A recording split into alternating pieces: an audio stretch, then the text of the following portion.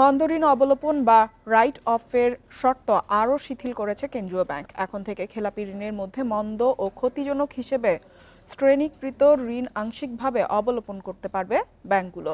কেন্দ্রীয় ব্যাংক জানিয়েছে, মন্দ ও ক্ষতিজনক হিসেবে শ্রেণীকৃত এবং ভবিষ্যতে আদায়ের সম্ভাবনা ক্ষীণ এমন ঋণই আংশিক অবলোপনের আওতায় আসবে।